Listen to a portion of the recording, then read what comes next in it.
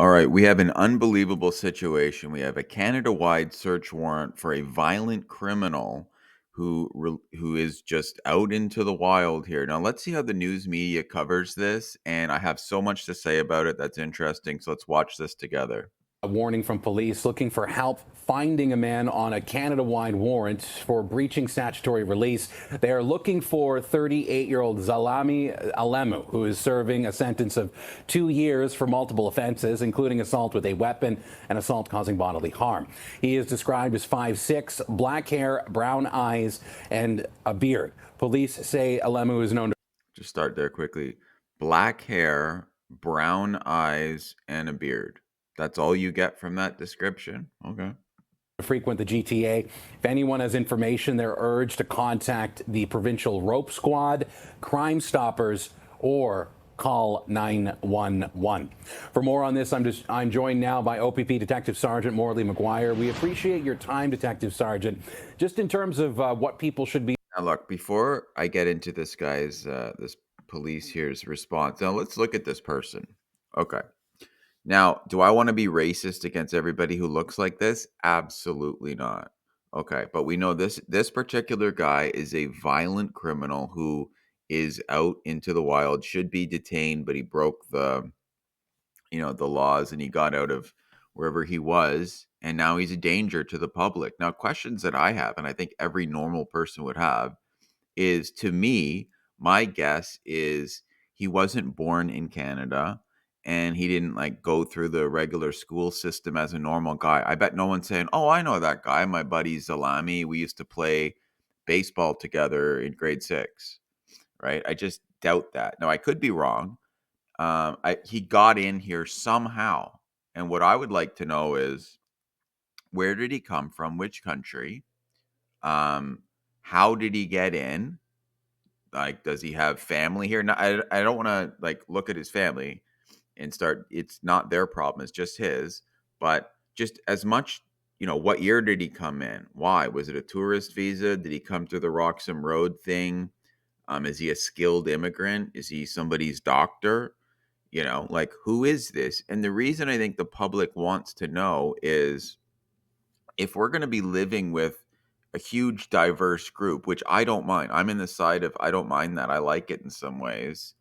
We need to be better as individuals at sort of getting a feel for different types of people, and we want a sense that our government really doesn't want the bad guys in here.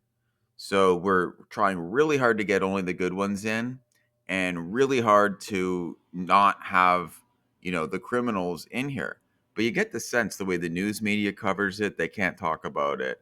The way, which we're going to see in a minute, the way the police talks about it, they just act like, this is a regular old Canadian guy with brown eyes and a beard. He's like, he's out doing his thing. We want to catch him just like we want to catch anybody else. Could be white, could be anybody. Now, what I say to that is, of course, we have violent criminals who are white, right? Of course, we do, that are homegrown. And the thing is, like, no matter what, if you are a country, unfortunately, you're going to get some homegrown bad people. And that's just the way it is. You try to minimize it through culture and through education and everything, but you try to minimize it. So if you import any of them, it's such a terrible thing, and it's very different because, first of all, if you're like a if this guy's a regular homegrown Canadian, people here have a sense of, who is this person, what was their life like. You can sort of get the feel, generally, not all the time, but usually, like, is this a bad person, do I want to approach them or not? You just get a feel if they're Canadian. But if you've imported someone with a different language and you act like you don't really care that much that they came in, other than using race, which is terrible, we don't want to use that. How are Canadians supposed to judge people that look like this if we don't have a feel for it? Also, like, imagine if Harvard University had a serial killer there. It would be so weird because they get to hand pick who comes into the school, right? It would be much weird. It would be much more common to have someone in the general population, even on a percentage basis, have such a terrible crime, but to actually accept them to a top university, they'd immediately be thinking, how did this person get in? Who is this? What were their grades like? Who let them in? Was there an interview? Like, it would be so shocking because you get to decide who comes in and who doesn't. And I want to get back to the interview with the police, but let's just see the attitude of the whole thing here. Sergeant, just in terms of what people should be on alert for, and also particularly for the GTA, what can you tell us today? Yeah, thanks for having me, Andrew.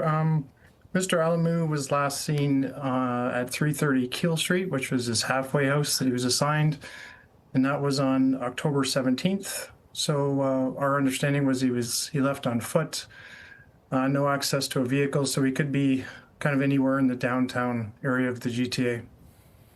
And just Right, like they talk about him like he's a regular guy. Oh, Mr. Alemu. in terms of what people should do if they see this man, oftentimes with folks that are charged with weapons offenses or assault causing bodily harm, the warning is normally, regardless, to not approach and to call 911. Is that the same we have at this time for Mr. Alemu? Yes, I'd encourage them to call 911. Do not approach.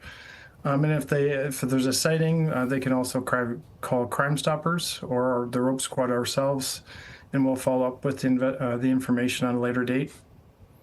And just because of the bringing in the provincial, You can see like they don't have this sense of anger or outrage or a sense of what word am I looking for? Like they don't look like they're being fast. Like for some reason I can't think of the word, but they're not. They're not. There's no sense of urgency. It doesn't feel like, describe the guy better. Where does he hang out? What does he do? What do people need to do to really get this guy?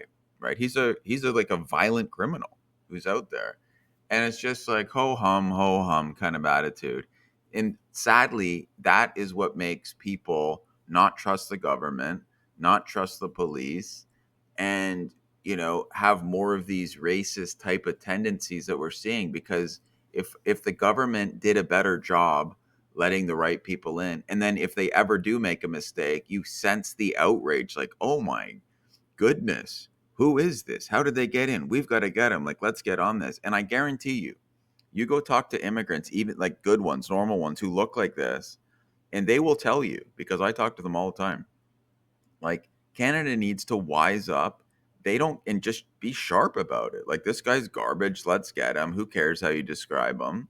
We don't want that. We left our country to get away from people like this. And I don't care if you're angry at them. I'm angry at them as well.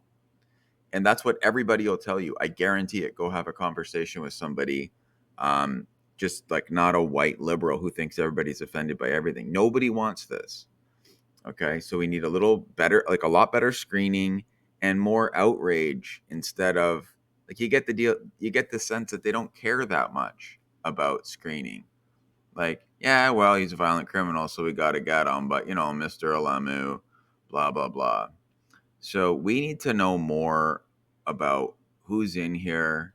And then once we do, like we used to in the 80s and 90s, we can go back to feeling safe and sort of liking everybody and getting along, right? That's what Canadians are like generally.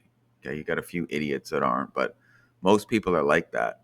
But if you're going to throw this kind of person in here and then not act like it's a big deal, it goes the other way. So love to hear your thoughts, your comments. Share the video, like the video, the whole thing. But these are just my gut reactions when I see something like this.